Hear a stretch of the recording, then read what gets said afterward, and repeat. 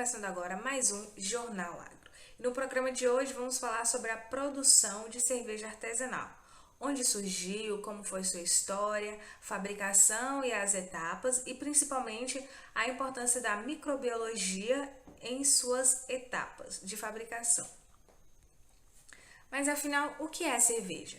A cerveja é uma bebida carbonada que é obtida através da fermentação do malte com auxílio de leveduras que têm a função de transformar carboidratos em álcool.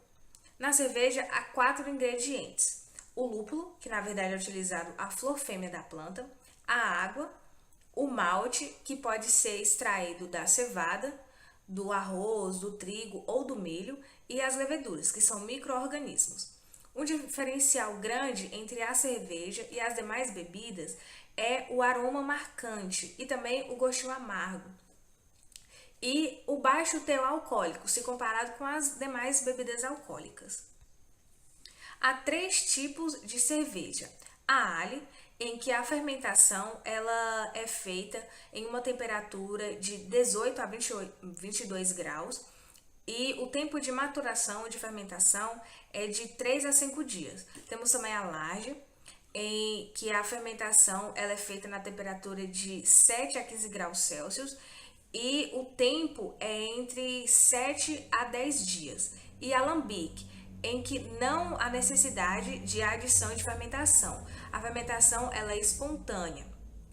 Temos também a classificação da cerveja, que podemos fazer essa classificação com 4 pontos: o teor alcoólico, o teor de extrato primitivo, a cor e o tipo de fermentação.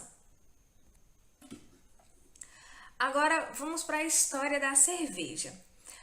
A cerveja ela está intimamente ligada com o pão. Isso porque a matéria-prima é praticamente a mesma. Há muito tempo atrás, quem fazia a cerveja era mesmo os padeiros, justamente por causa da matéria-prima. A história diz que a fabricação da cerveja teve inicialização na Mesopotâmia, há 6.000 anos antes de Cristo, em que nessa região a cevada ela crescia em sua forma selvagem. A cerveja ela também foi muito importante na história, não só como uma bebida alcoólica, mas em rituais religiosos, na medicina e até em cosméticos.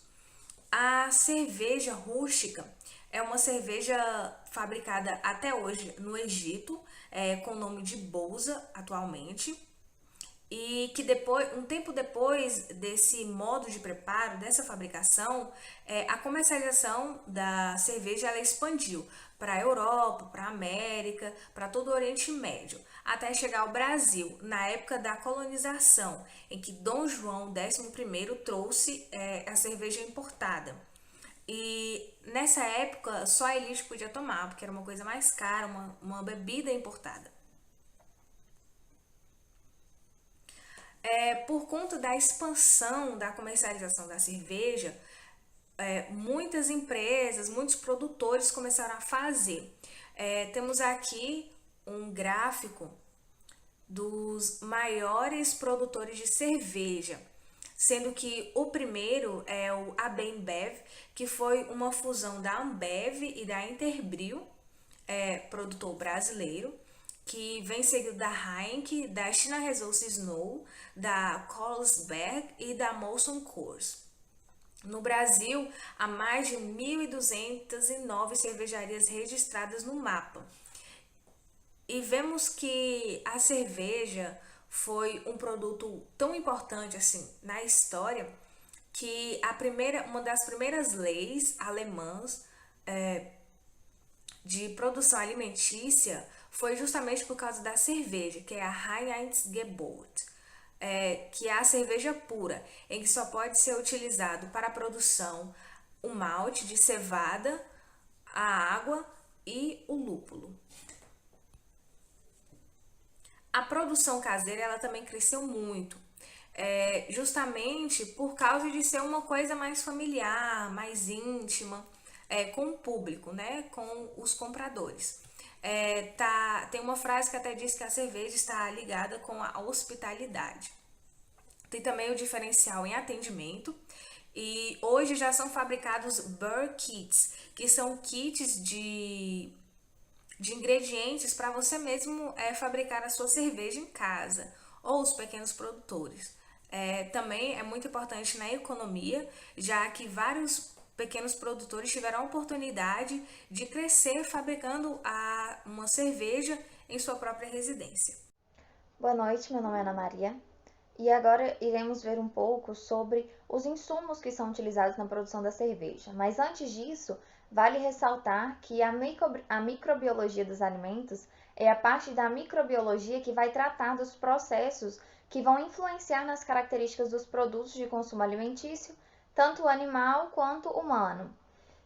Os micro-organismos, eles podem ser agentes de deterioração dos alimentos, agentes patogênicos transmitidos por alimentos ou ainda ser os próximos produtores de alimentos, né? Que temos aí o caso da levedura. Agora falando dos insumos utilizados na produção de cerveja, temos primeiramente a água, que podemos dizer que é a matéria-prima mais importante na fabricação da cerveja.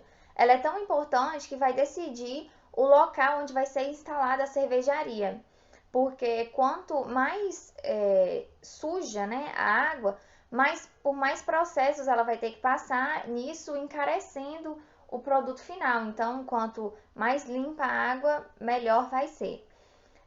Porém, independente da origem da água, ela vai ter que passar por alguns tratamentos. E aí podem ser ou alguns ou até todos, né?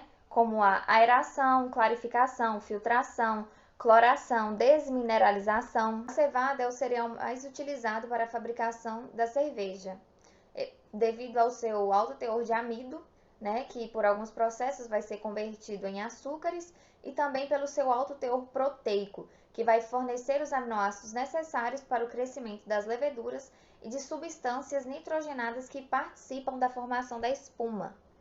O malte da cevada. A cevada ela é uma gramínea pertencente ao gênero Hordeum, que é cultivada já desde a antiguidade, e dentre essas cultivares tem as cevadas cervejeiras, que são as mais utilizadas.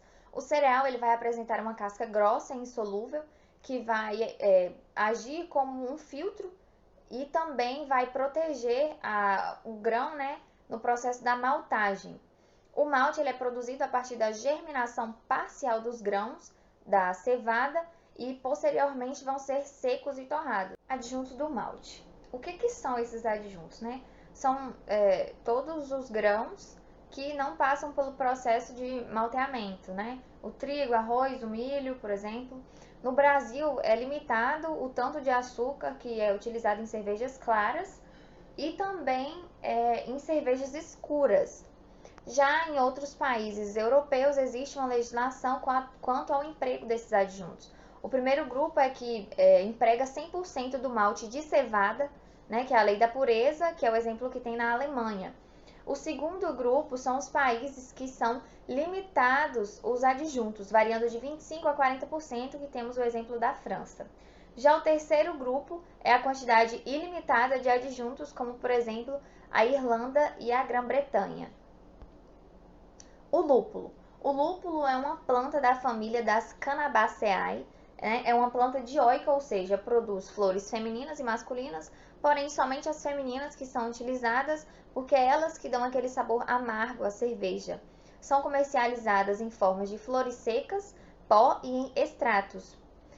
Os lúpulos, digamos que podem ser divididos em dois: os lúpulos de amargor e os aromáticos, conforme as características aí que o produtor vai querer, né? Se ele for querer de amargor, o lúpulo ele vai ser utilizado bem no início da fermentação, e se ele for querer mais aroma na sua cerveja, o lúpulo vai ser utilizado somente nos últimos minutos da fermentação. E além dessas outras características, o lúpulo também ele vai evitar a formação de espuma durante a fervura e vai funcionar como um agente bacteriostático. Ele é utilizado em pequena quantidade, aproximadamente 40 até 300 gramas por 100 litros de produto final. As leveduras são micro-organismos eucarióticos predominantemente unicelulares e pertencentes ao reino Fungi.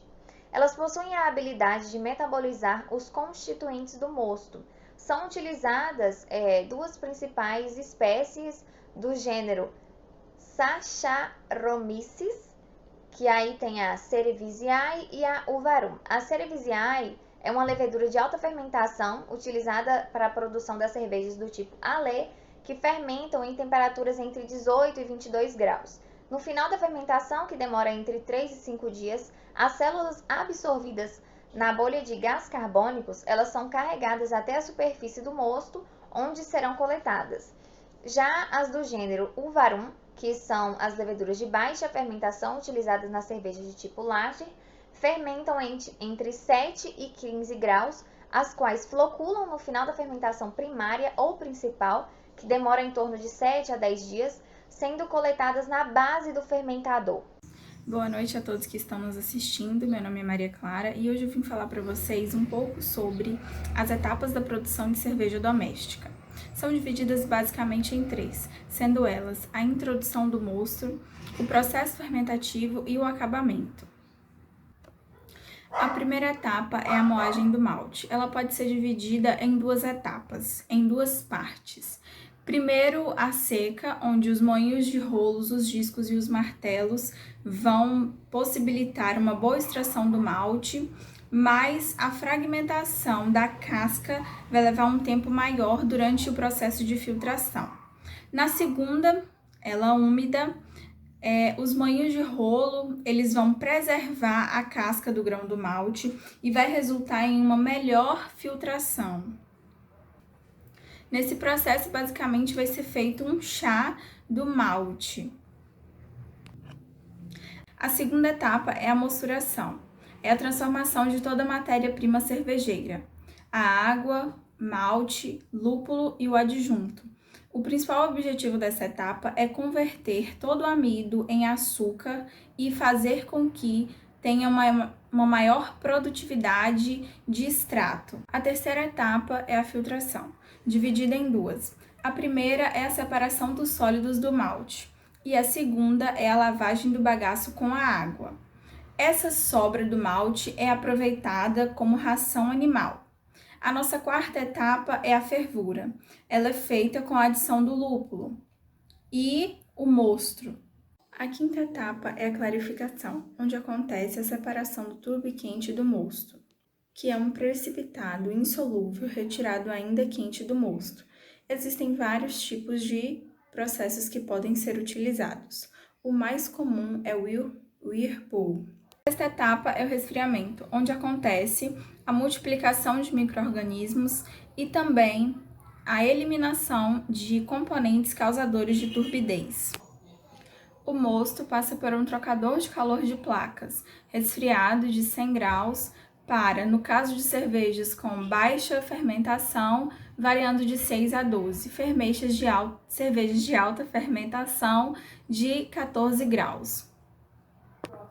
No entanto, as baixas concentrações de oxigênio são desfavoráveis para o crescimento da levedura, então é necessário a aeração do mosto.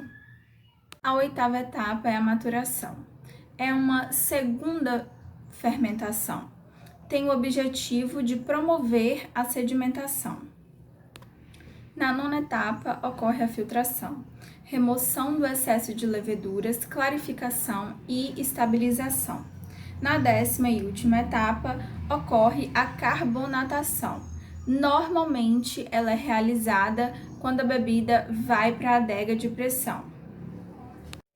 Boa noite, eu me chamo Bruno Viana e, como foi visto até aqui na história da produção da cerveja, dos insumos utilizados e no processo de fabricação, podemos concluir que é de grande importância a observação dos micro-organismos responsáveis pela deterioração da cerveja. E entre esses micro-organismos estão as bactérias gram-positivas, gram-negativas e as leveduras selvagens, e elas são responsáveis pela alteração da cor, sabor e o aroma da cerveja. Por isso que é de grande importância fazer a análise sensorial, que é através dessa análise que se observa se a cor, o sabor e o aroma da cerveja estão nos requisitos pré-estabelecidos. E muito obrigado e boa noite.